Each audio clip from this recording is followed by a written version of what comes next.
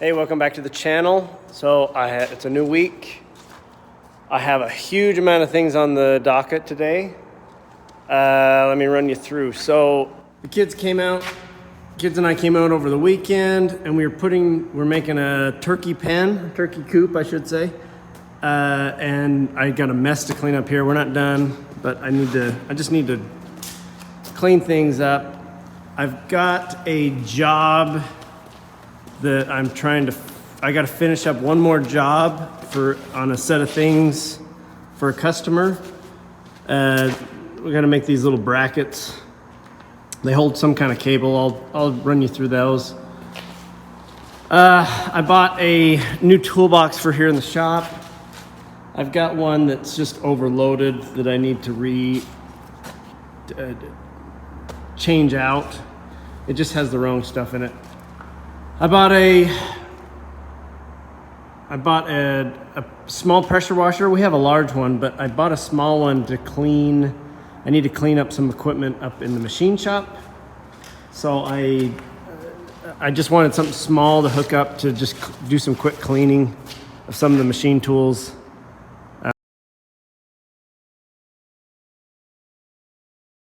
So I've got a ton of things to do this week. Like I said, I got one little job to finish today. I got to get that done first so I can get it delivered. And then I can work on this cleanup stuff. I got a bunch of things to clean up from.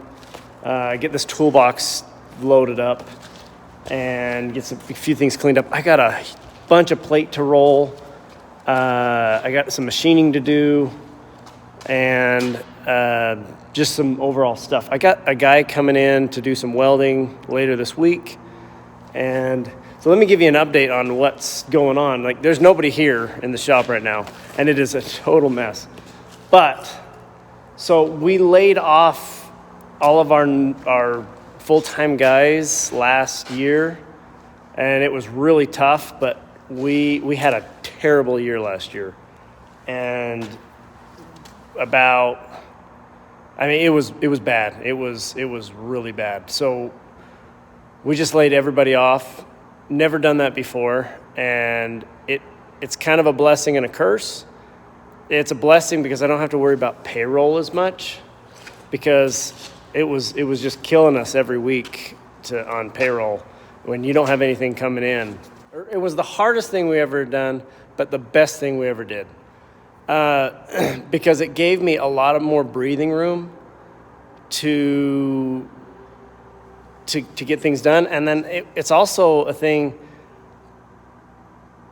it let us pick and choose jobs and kind of float a little bit further between jobs, because I just wasn't getting it. 2021 was absolutely horrendous. Like, no jobs. Nothing was coming in. I was going for jobs. We were doing a bunch of advertising and stuff. I couldn't get anything. So, So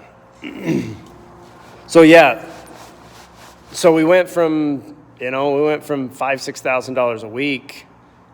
That should sound more. We went from $20,000-$30,000 a month to almost nothing overnight. So, which was tough. I've talked to a lot of the guys. I've talked to most of them, and they're doing good. They all got jobs. The market was really good for them, so they were able to pick up some jobs, which was great, because I worried about that, but at the same time, it's like fumes were not even working anymore, so it was a tough recovery. So that's where we're at. So what's been happening is I've been doing a lot of the jobs. Jeff's been doing a lot of the stuff. That's the other guy. That's the boss.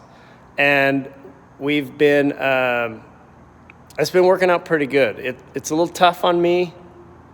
It's not too bad. Like I said, we still hire temp guys. We've always done that. That's been a normal thing. So we hire guys temporary, and then they come in on a 1 week, 2 week kind of thing.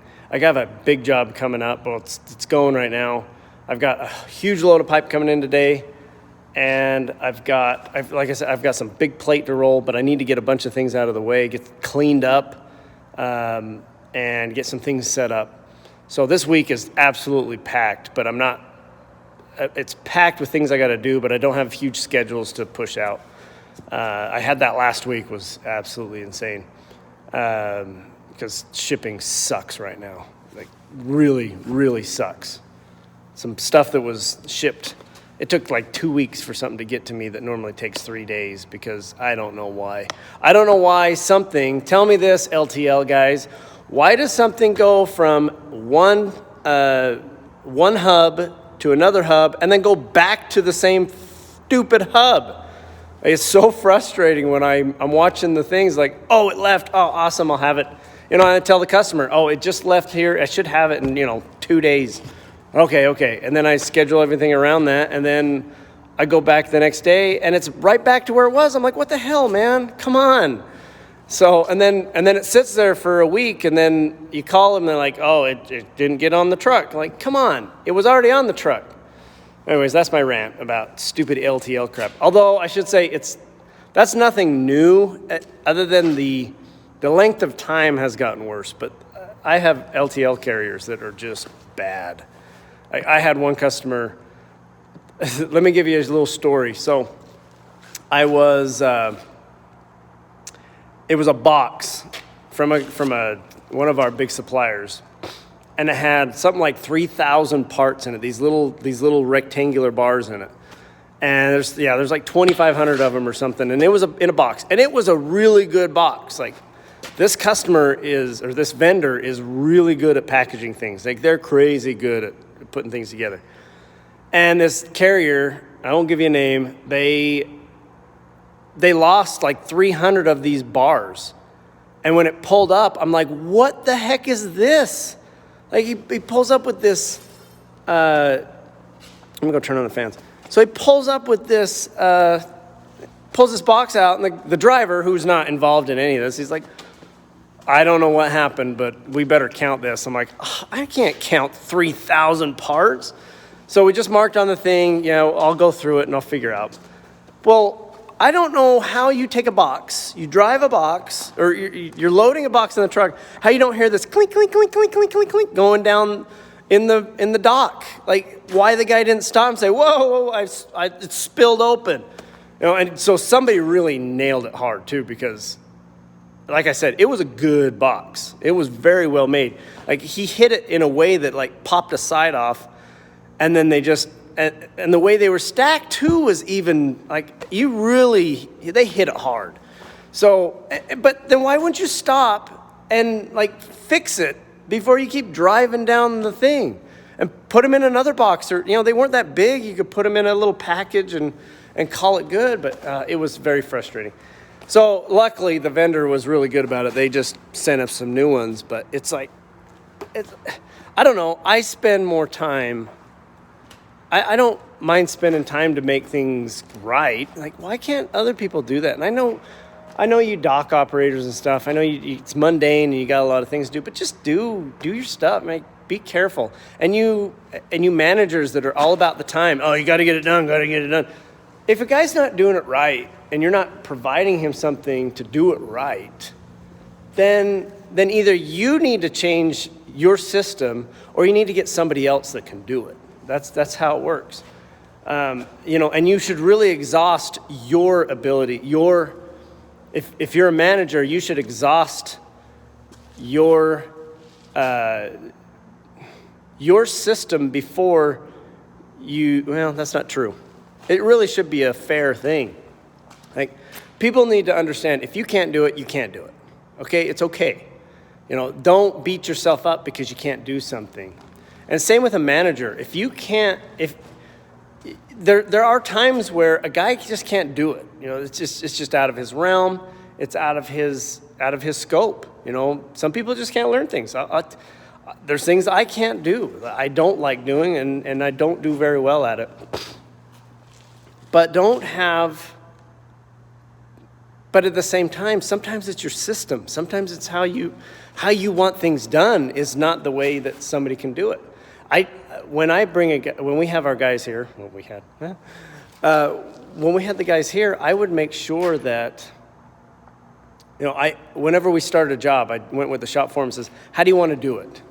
Or if it was a big job, we'd talk about it prior so I knew what to bid. But I'd say, okay, look, we got to cut this up. how do you want to do it? And there were times I screwed up. I'm like, here, I want you to do it this way. Good example is there was some beveling that needed to be done. I went and bought a bunch of bevelers to bevel all this plate. And the shop foreman's like, you should use this plasma. We should just plasma cut it. And I'm like, I don't know. I don't have any tools to do that. And anyway, so we ended up beveling, and it was a freaking mess. I screwed up because then I'm like, you know what? Let me just go make a tool to do that. I made a tool. It went from 3 guys to do this job to 1 guy because I didn't listen. It was dumb of me, but at the same time, there's a balance between being able to do it.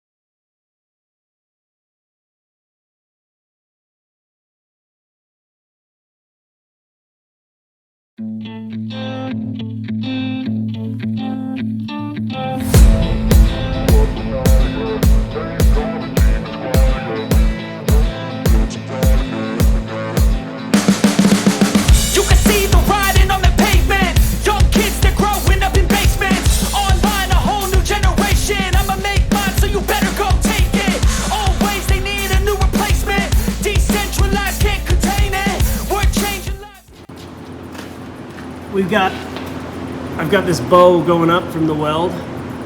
I know would have done that whether I was using the short circuit or the spray arc. I gotta get that in.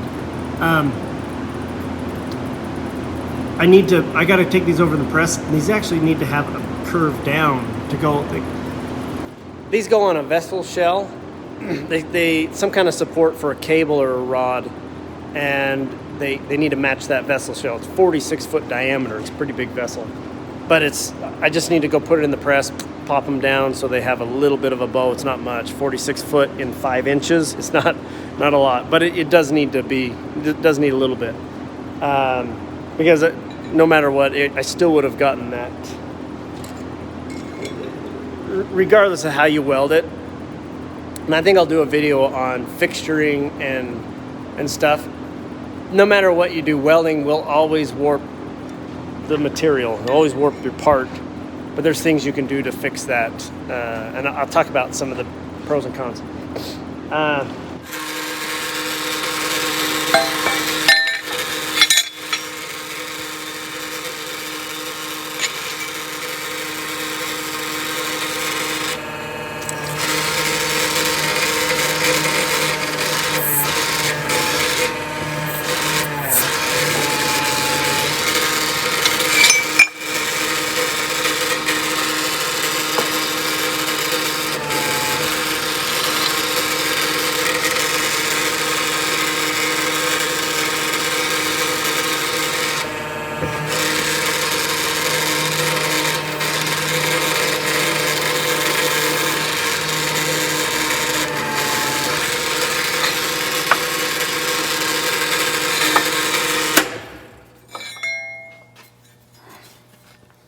That's it.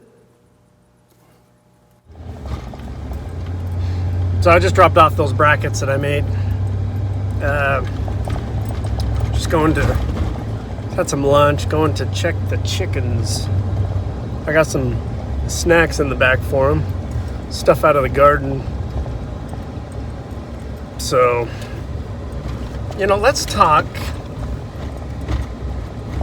hats. Doing all this stuff lately, I found that I needed a hat, and I'm not much of a baseball hat wearer guy anymore. So now I bought a cowboy hat. I don't know why we call them that. What's the actual name for those? But I don't like cowboy hats, and the only reason I don't like them is they're expensive. Like a Stetson is what, $300? No, $150. I can't do that. So I bought this Australian oilskin hat. I like it. And let me tell you why I like it. I know way too many stories of people and seen too many people go out in the wind in their nice Stetson and it blows off and goes off into yonder and they lose their hats. Like, I don't care how much that hat was, it's now $0. So I like this hat. One is it's fully waterproof.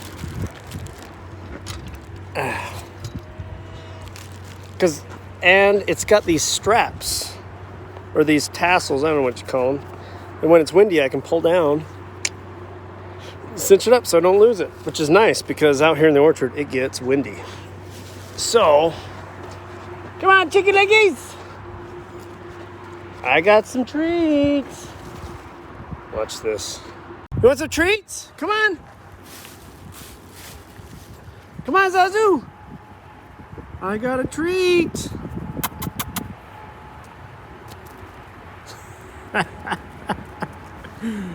Come on. I got your treat. Here you go. Oh, those two are my favorite. Definitely my favorite. I think I got some watermelon. Hey, Fred.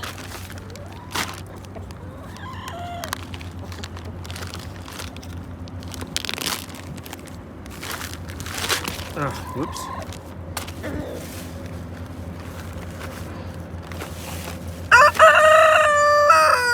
I'll zip it.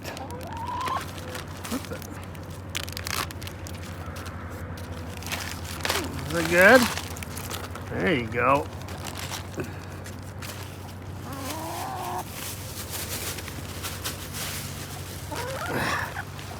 Is that good? Oh, there's Mama with... Uh-oh, where's the rest of the babies?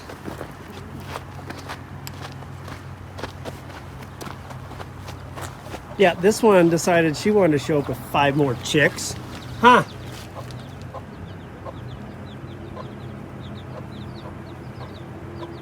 Yeah.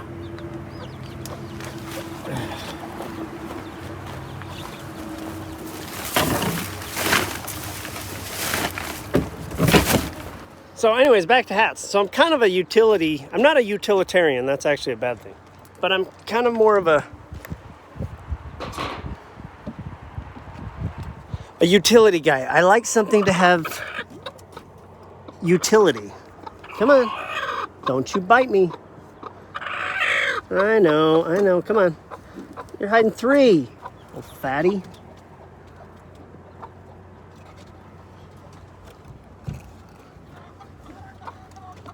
That's it. Man, you guys suck.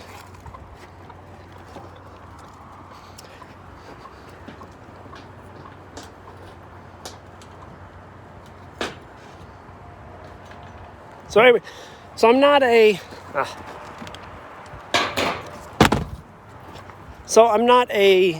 I don't wear things... It has to have use for me. It has to have something that I need. I don't like to waste money on something that's not going to be useful to me. So that's why I like this hat, because of that. I just see much more use out of it than, say, a Stetson. That doesn't mean I wouldn't like a Stetson to, a nice one. But at the same time, I don't know, it's not my style either. I find that if I don't have my hat and I'm out in the orchard, it just cooks you. All right, so we got an emergency. I'm missing 3 little chicks right now. I just checked the cameras. I don't see any problems. So I'm going to redo the cameras, remove one of them so I can check. I do have a camera that is watching the coop, and there's nothing amiss. Although it's not recording at night. Not that that's a big deal because it should record at night, but it's just weird that you don't have a picture at night. But again, they go into the coop at what? Gosh, they're in bed early, so before it gets dark, when it starts to get dusk.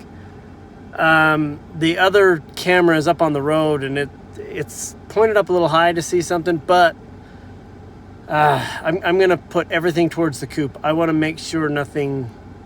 If I'm losing something, it's outside the coop. So I don't want to make sure of that, because if it's outside the coop, I have a different issue, because I don't know if a fox would come down during the day. There's just too much going on around here to have a fox down here during the daytime. And I've never smelled a skunk. Never seen anything to show me a raccoon. Got a lot of squirrels, but the squirrels would never go for a chick. They're not carnivores. So I got to figure this out, because I don't want to be losing little chicks, or any other birds. I might have lost some more birds. It seems like I'm missing all the juveniles.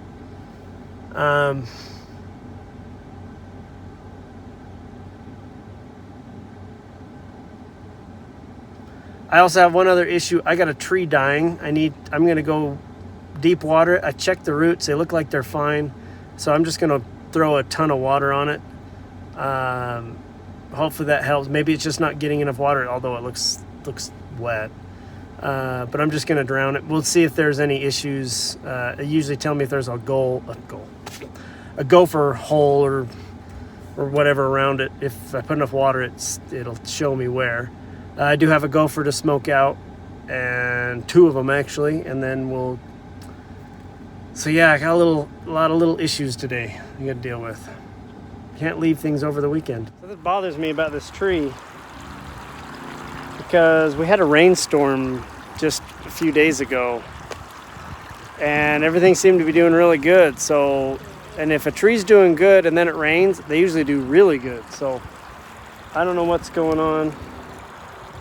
We'll just get a deep watering in here, and I'll just keep an eye on it. But it looks like it's trying. Whatever, maybe what stressed it was just a short-lived thing.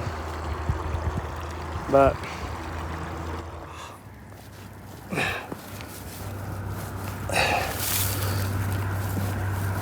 this one's not too bad to get into. It's amazing how they are really good. I'll tell you that.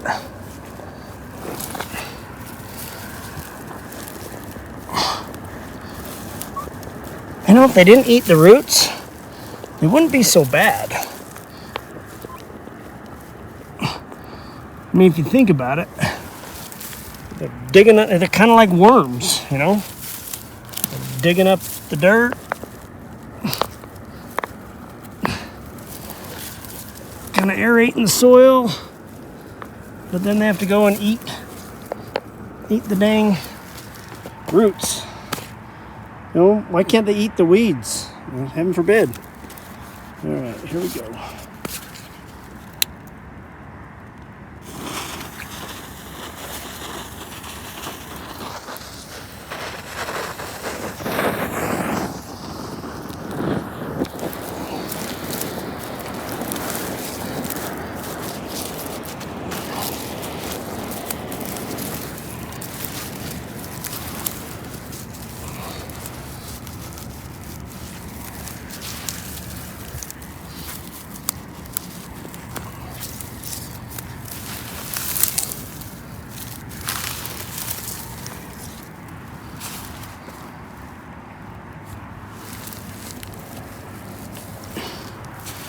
All right.